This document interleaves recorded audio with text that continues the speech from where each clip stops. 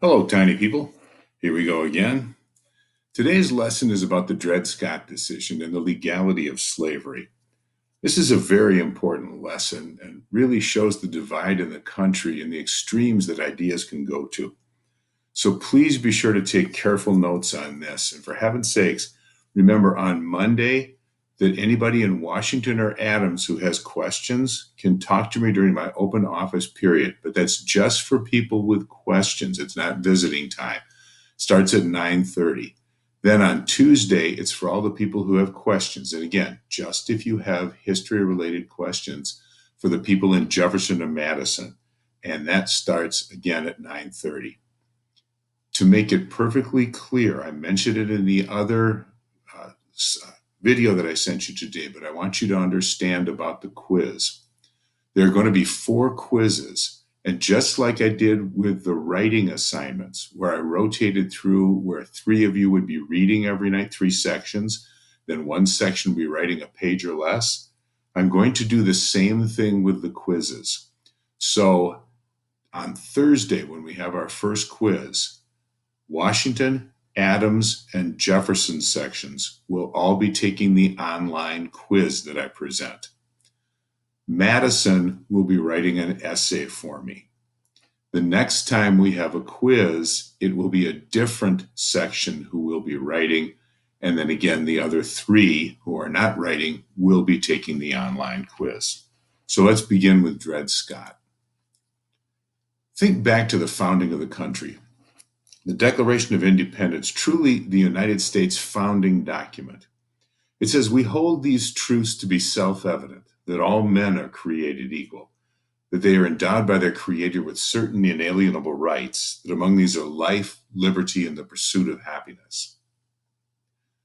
Life, liberty, and the pursuit of happiness. But we have talked about natural rights many times. Natural rights are rights given by God to each human being. And we said these were life, liberty, and property. It's very important to look at the wording of the Declaration of Independence because the word property to Southerners at that time specifically meant their slaves. And Thomas Jefferson did not wish to specifically say there was a God-given right to own slaves in this country. Therefore, he changed his words to the pursuit of happiness. Everyone knew that he was referring to the natural rights, but he didn't use that word to put slavery forever into the United States. Then jump ahead to the Constitution, written in 1788. And there are several parts of the Constitution dealing with slavery. The first one said that no law could be made changing the rules that they had put in place for slavery until the year 1808. Now, this is an interesting thing because it's the only part of the Constitution which specifically says it can't be amended.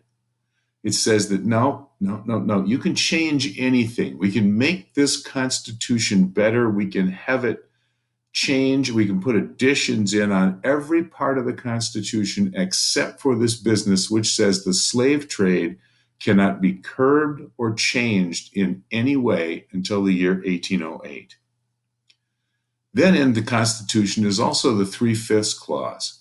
The Southern states wanted to count the slaves so that they would get additional representation in the House of Representatives. But they certainly did not wish to give their slaves any kind of political power. As a result, they arrived at a compromise. They would count each slave as 3/5 of a person. So there were some tough questions being handled mostly by compromise at the start of this country's history. Along, remember, came the idea of popular sovereignty for elections in the middle of the 1800s. That would be in the Louisiana Territory, in the areas that had not yet been divided into states, once they were ready to become states, once they had a population that was reasonable, a boundary that was reasonable, a republican form of government established, and they petitioned, they asked to come in as states, then they would be allowed in. But the doctrine of popular sovereignty said each state should have its citizens vote to decide whether they will be a free state, which does not have slavery, or a slave state, a state which allows it. Now, when the abolitionists wish to attack this idea, when they wish to say we need to end slavery, we need to make it so that we can take slaves from the South and get them to come up onto a free area and become free, they looked around for the perfect case to set a precedent. Remember, a precedent is a case which has been decided in the past upon which judges will look, read, contemplate, and probably decide in the same way. Now, imagine you were trying to decide who should I get as a representative of kids if I wanted to pass a law that would be friendly to kids. Well, you'd look for the best possible example to use when you presented your case in court. Would you take this little guy on the left who's busy beating up other children and is obviously the schoolyard bully? He probably wouldn't make a very likable character, and maybe the judge and the court, maybe a jury, wouldn't be very friendly to him. Now look at the little guy on the right. He's busy taking care of the baby of the house. He's being a good brother or a good friend. He might be a lot more sympathetic. So if you were looking for someone to use as an example of why children should get some kind of a benefit or a break, you'd want to use the person on the right for the precedent. Well, the abolitionists decided on a slave named Dred Scott. Now understand, Dred Scott was legally a slave. He had been purchased. His owner was a doctor who lived in the state of Missouri. Dred Scott was a legal slave in Missouri. But his owner, who was in on this, his owner brought him to the free state of Illinois and then to the free territory of Wisconsin to live for a while. As a matter of fact, they spent about 2 years away from the slave state of Missouri and in a free state of Illinois and the free territory of Wisconsin. Well, they had to approach the court. Now, the only ruling that would make any difference to anybody in other states would be what the United States Supreme Court said. But remember that idea about original and appellate jurisdiction we talked about when we talked about the Constitution. They had to go to the court which had the right to hear the case first, original jurisdiction. And that would be a Missouri state court. And the Missouri state court said, well, his owner brought him to a place where he was free. We think he's free. So the first court said he was free. Well, the abolitionists behind this had won, but that ruling would do them no good. So they had the doctor appeal up to the Missouri Supreme Court. This is the highest court inside the state of Missouri. And this court reversed the lower court and said, no, Dred Scott is in fact still a slave. Doesn't matter where he went. He's owned property from the state of Missouri. It went up to the United States Supreme Court. And the Supreme Court said there are really 3 questions that we have to ask here. And I'm going to go over these slowly. Please make sure you have these down. The first question was Dred Scott a citizen of Missouri and therefore entitled to bring suit? Could he even sue? Did he have a standing? Did he have a right? Your dog can't sue you. Your cat can't sue you. Your cow can't sue you. And your automobile can't sue you. They're not citizens. They don't have rights in the same way. The second question, had Dred Scott's stay on free soil given him freedom? By going to a free place, had he become free? And if so, did he retain it upon returning to Missouri? When he came back with his master to Missouri, did he revert to being a slave, or would he stay free if, in fact, his stay on free soil had made him so? The third question, Was the Missouri Compromise, and that's another name for the Compromise of 1820, was the Missouri Compromise, which banned slavery in the Louisiana Territory north of 36 degrees 30 minutes, constitutional? Was it even legal to say there's slavery someplace and not slavery others? I'm going to go over those one more time so you have a chance to get this down. Was Scott a citizen of Missouri and therefore entitled to bring suit? Had his stay on free soil given him freedom, and if so, did he retain it upon returning to Missouri? Was the Missouri Compromise, which banned slavery in the Louisiana Territory north of 36 degrees 30 minutes, constitutional? The rulings came down like this.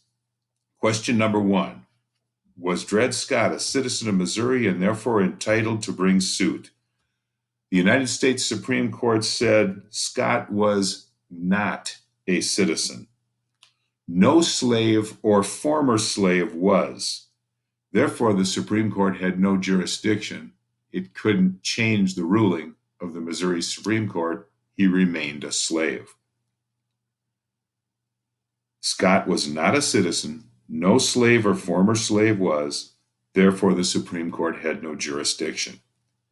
The second question, had his stay on free soil given him freedom? And if so, did he retain it upon returning to Missouri? The Supreme Court said free soil time did not free him, as he was a resident of Missouri and must therefore follow the laws of Missouri. Free soil time did not free him, as he was a resident of Missouri and therefore must follow the laws of Missouri. Notice they didn't say he was a citizen. The first question said, no, he's not. He's a resident. He lives there.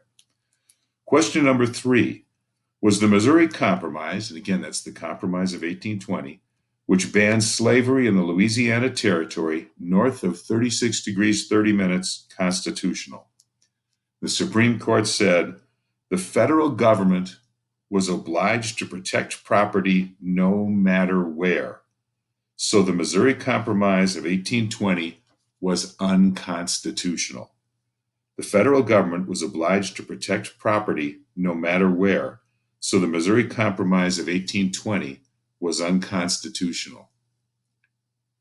Are you putting that together in your head? Do you understand what that means? It means there's no such thing as a free state. After 1854, which is when this decision came down from the Supreme Court, popular sovereignty was dead. It didn't matter. There was no way to change a state to be free or to be slave. All states were slave states. That meant that a Southerner who owned a slave could bring him right into an abolitionist meeting in Massachusetts, and the federal government would supposedly be obliged to protect that man's property. This was a huge turning point. The abolitionists had hoped for a ruling that was just the opposite. They had hoped to hear that if a slave could get to free territory or a free state, that slave would then be free forever. The goal was, on the abolitionist side, to crank up the Underground Railroad to try to get as many slaves across the Ohio River or up north, wherever they went, into free territories and states so that they could end slavery by simply gathering the people out of the slave areas. Instead, they got the opposite result. It didn't matter where the slaves went. They would still be slaves inside the United States. Thank you, tiny people.